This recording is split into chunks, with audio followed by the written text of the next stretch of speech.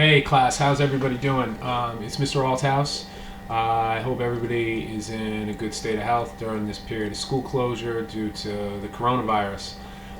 If you have been on the school website and you've checked out my webpage, that's probably how you found your way to this video.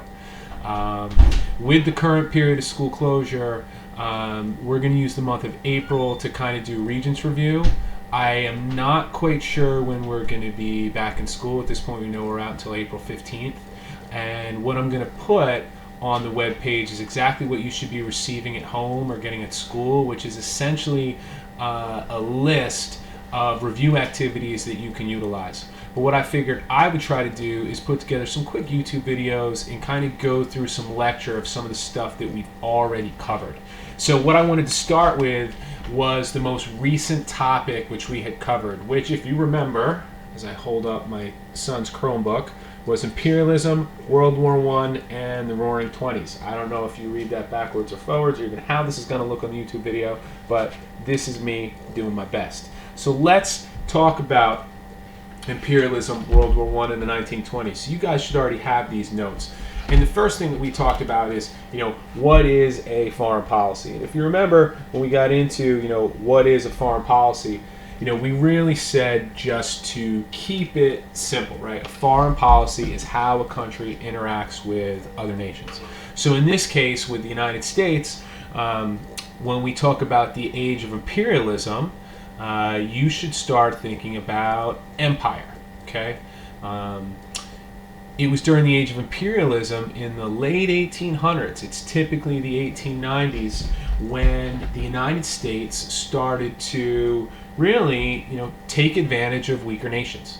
When we talked about it in class, if you remember, you all made the posters. We looked at many of the Latin American nations which the United States got involved with during the age of imperialism.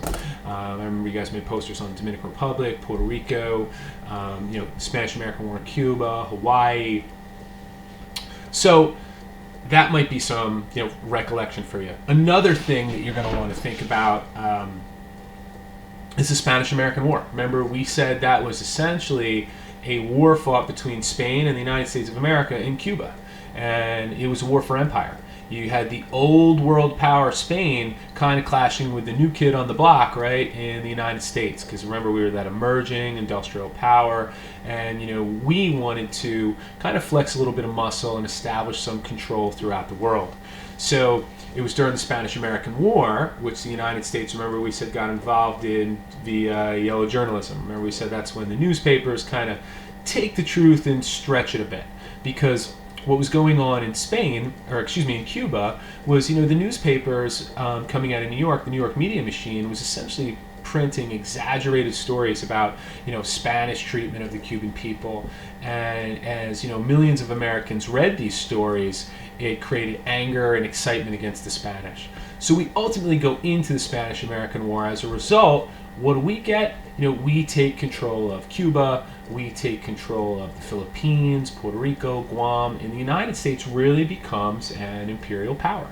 And understand that it was this policy of imperialism which really was driven by money, because as we get control of these new markets, we have new places to sell goods, we can utilize the resources that come out of those countries through our power and control.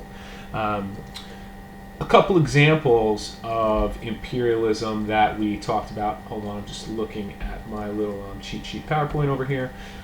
We talked about Hawaii, really when the United States went in and, essentially, strong-armed an independent nation. We took Hawaii over. We talked about the Spanish-American War, Puerto Rico, which I've already mentioned. What I want to quickly shift gears to start talking about those imperialistic policies. You guys probably remember when we covered the big stick policy under Theodore Roosevelt, and we compared that to the Roosevelt corollary, we compared that to the African proverb of speak softly but carry a big stick. And what is he essentially saying? Speak softly, we will be diplomatic and we will be peaceful, but the big stick is really symbolic of the U.S. military machine, which the late 1800s and the early 1900s was a power and was a force in the Americas. So, basically telling other countries and putting them on notice, you will be diplomatic, but you really can't play around with us because of our military might. And We then got into the Roosevelt Corollary. We discussed how the Roosevelt Corollary was essentially almost like a remix of the Monroe Doctrine, because the original Monroe Doctrine was used to justify isolation in the Americas. The Roosevelt Corollary was basically almost doing that, like remix of the Monroe Doctrine to justify imperialism in the Americas. And we talked about the open door notes to China. To quickly go through there, all the open door notes really got into was, the U.S. wanted an open door, we wanted to trade, and we wanted to sell goods in China. And we ultimately would get that opportunity.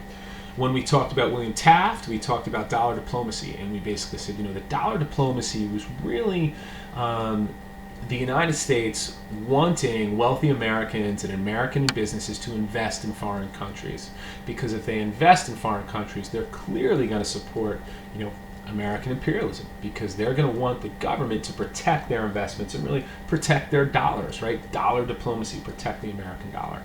That's a quick rundown on what we covered on imperialism. Hopefully you can pause, rewind this. Maybe it'll help you when you get that review work. I'm going to shift gears. I'm going to start talking about World War I. Remember, when we talked about World War I, we said, that World War I started in Europe.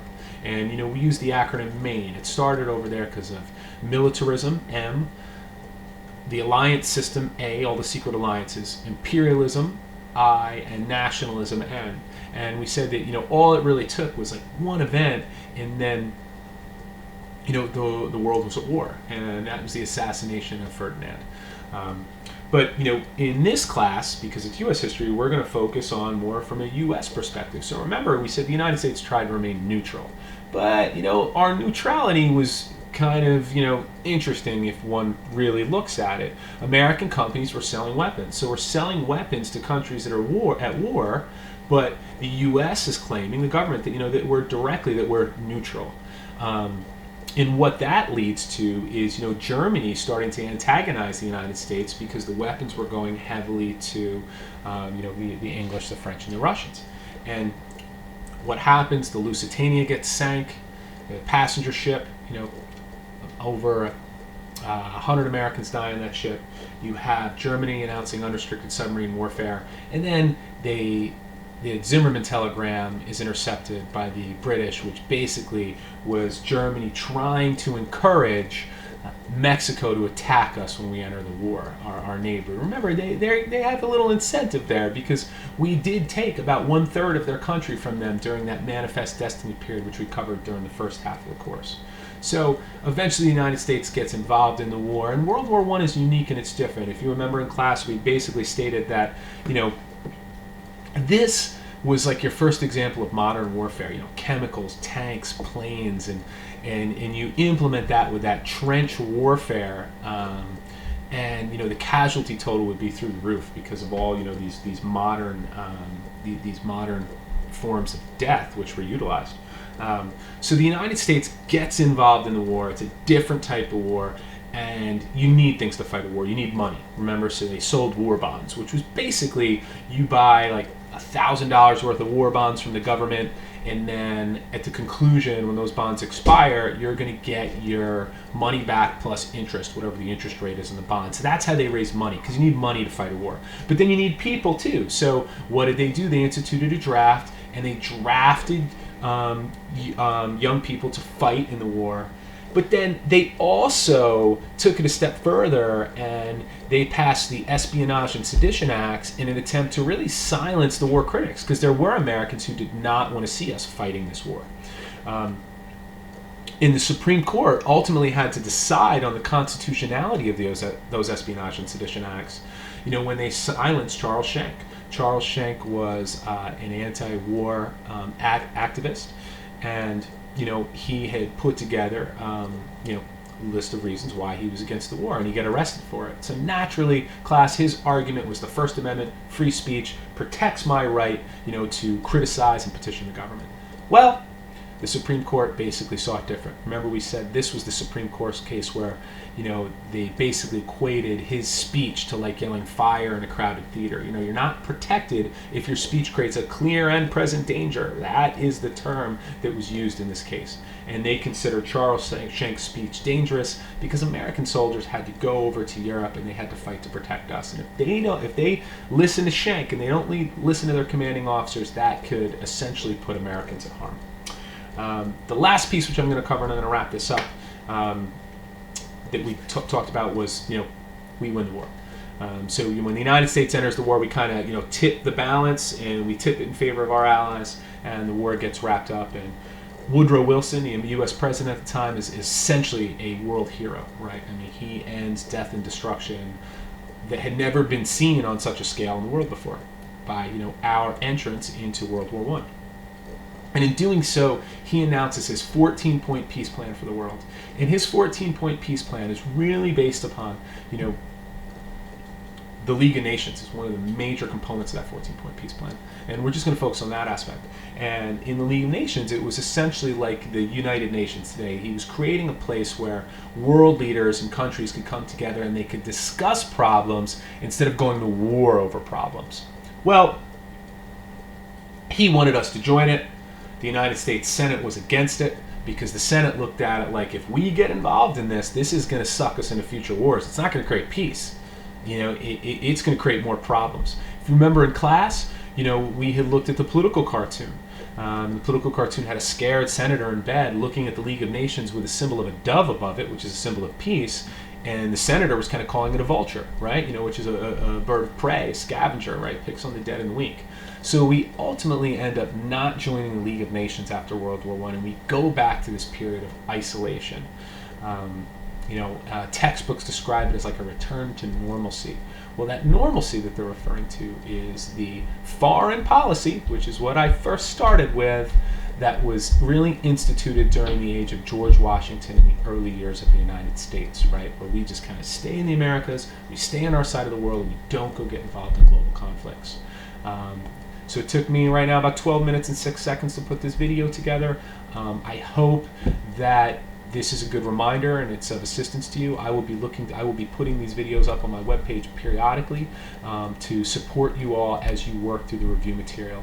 If you have any questions, email is the way to get me. That's Althouse, right? Palthouse at ecs.k12.ny.us. Hopefully I could assist you anyway via email, but if we need to figure out another way to communicate over the course of the school closure, I'll be more than happy to figure that out and help you out however I can. Once again, I hope you guys are all doing well and everybody's in good health. And I hope to see all my students again late April or May. We'll see what happens. Take care.